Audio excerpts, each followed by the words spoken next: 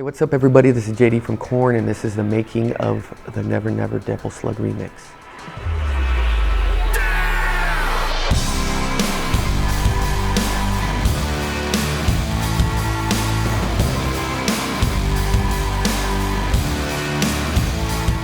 I wrote Never Never upstairs at the studio. It was more electronic song, and then I got my boy Monk come in and lay some guitar down, and then it just started building and turned into this different monster. I didn't really realize what impact it would have. The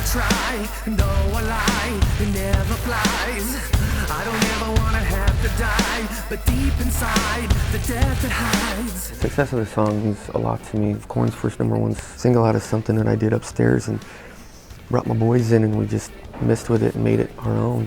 I'm very happy with how it turned out. Glad to see all the ladies dancing at the shows when we play it, and all the haters when they first heard it. Now them are out there dancing because the chicks are dancing. And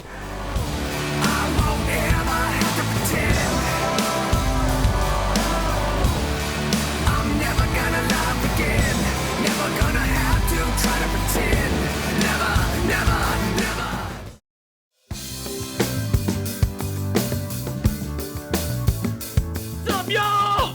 This is JD, and me and the band want to take you back to a time back when funk music was amazing, it was decadent, it was sexy. For all you motherfuckers that don't know, ha ha! Now you know! me and Sleep have been homies for, I don't know how long, it's been 15 years at least. And we just started chilling in the bus one night. We put on Rick James, and I was like, I mean, I listened to it back when I was a kid, but some little light bulb went bink in my head. And when I get into something, I go all the way or don't do it. So I just started listening to old Rick James, and he got me into Average White Band. I love it because it speaks to me because of the rhythms. It just makes you move, it makes you happy. My big brother Sleepy just told me not to be white for a second. Motherfucker! Big Sleep helped bring that out in me. 8 more bars. Go, go. Buddha. Buddha. I worked with horn section before and did that, but my boy Richard always, worked with them and got the parts down, or it'd be Miles back in the SFA days, so it was my first time actually working when it was fun. It was just going in there. It's like, guys, play what you're feeling, but it's hard kind of with session players. You got to tell them what to do. I'm not used to doing this. I don't write horn arrangement. I'm just doing the best. I'm winging it. They're not used to that. But for me, it was like, just play what you're feeling. Let's just experiment and do some stuff. And the guys were really receptive. I had a really good time with those guys. So I'm thinking maybe so bum bum ba da da, and then there was so da da ba da ba da ba da octaves, some shit like that. Okay. Yeah.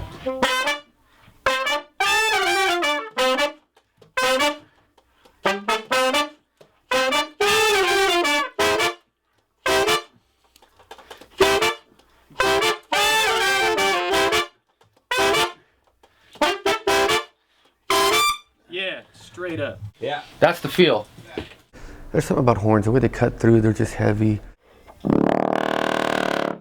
What I wanted to play was just basically rhythm through just stabs. I've always loved old James Brown when he'd be all, hit me, it's all bam, bam, bam. Those horn stabs are just amazing, so it just brought even more of a rhythmic kind of feel to the jam.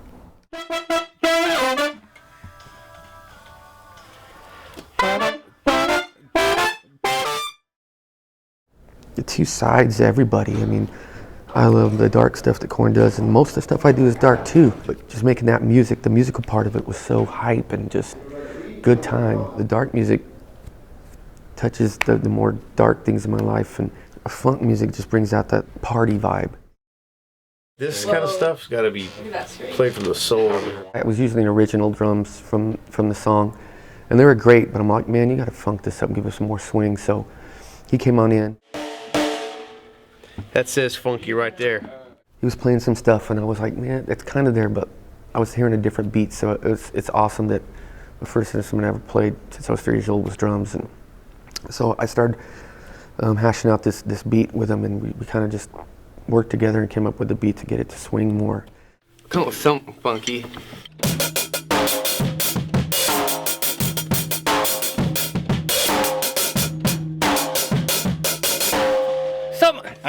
Yeah.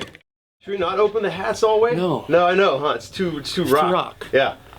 So come up with something else on the Maybe we could do a straight 16s there. Yeah.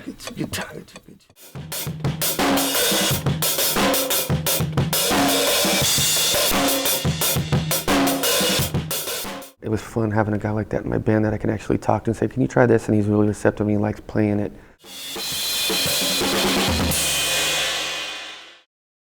Some funk music's got congas and stuff. When you add more percussion and more elements in it, it makes you groove more. It's all about getting that body moving. I think it goes back to our caveman roots when we were just pounding on drums. Everybody feels rhythms and drums.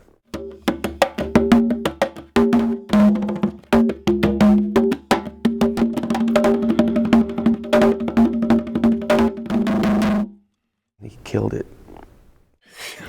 2 takes, my hands beat red. I need to practice congas more. I always remember something that Rick Rubin said, that any good song could be turned into any style of music as long as it's a good song. And he was a big fan of like writing songs on acoustic guitar. If they translate well acoustically, again, it's a good song. It made me think back like when we did the Unplugged with MTV, listening to the Korn songs, all the songs we did there acoustically. They were banging, I really liked it. It's really, really true. So I took that and ran with it. I couldn't help but notice everybody was smiling and happy. It was just like one big party. It was different, completely different from what we do in Korn. Not saying that we jump up and down, we do great songs, but that experience probably was one of the happiest times I had being in the studio. We were just all partying. It wasn't like, okay, we're working. It was just fun. Wow, this is so different. Wow, a live band. Real breath coming through a horn. Yeah. You know what I mean? So many people do the whole keyboard thing. You just can't. It never ever sounds. Yeah, I agree. When I walked in, I saw this old B3, and that is just a staple of funk music, R&B, everything all across the board. It's an old instrument, and they'd hook it up to a Leslie. That's a kind of a speaker. It's got a spinning horn, and it gives it that vibrato kind of feel.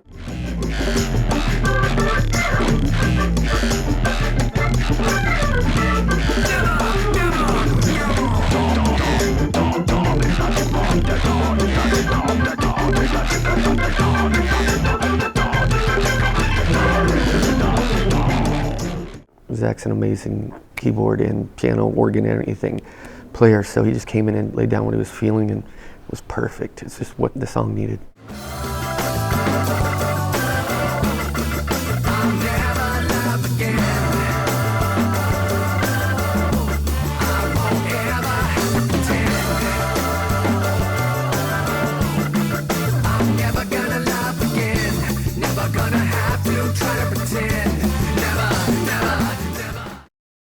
Marco's been our sound man for a long time.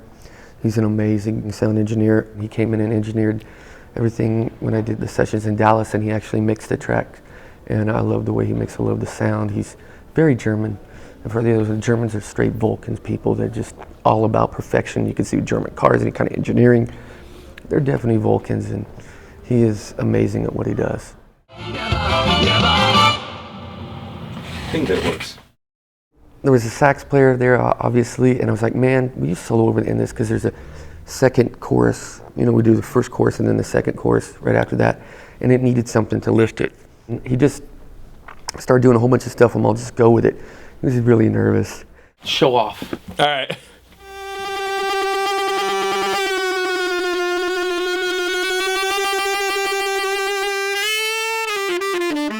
The peak of the song was that sax solo, and it just finished the thing nicely. It took it there.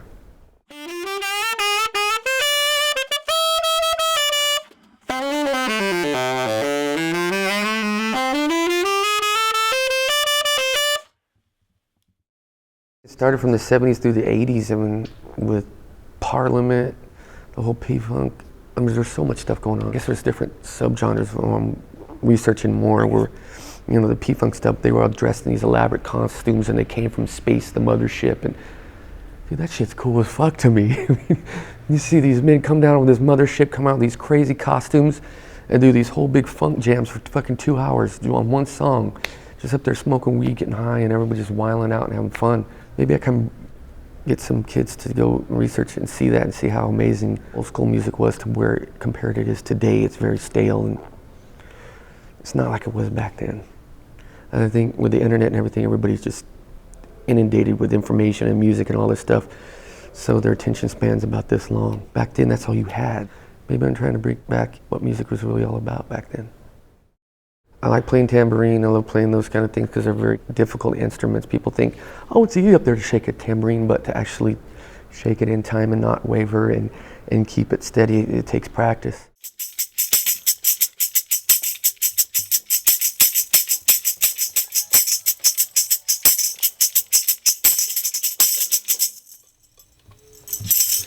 One take Jake, baby! I went in there and just did what I did. And then in the middle part, I added some cowbell because it needed it. And it always brings me back to that old Saturday Night Live skit with Christopher Walken and the Blue Oyster Cult thing. Needs more cowbell.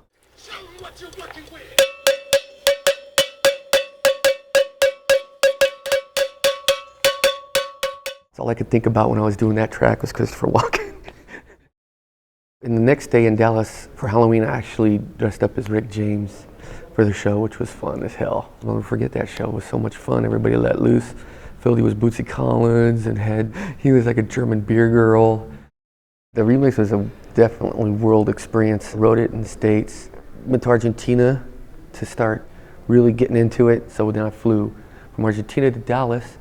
We booked a studio there, got horn players. I worked with the horn players there. Then we took it to Bakersfield and Oildale, mixed it there, and now I'm here in Santiago, Chile doing the interviews. So it's a testimony of my life. I'm never in one place. All his fault! Now you know.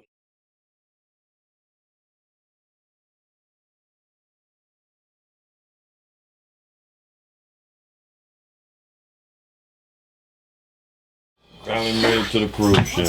You gotta get back in there. That's perfect.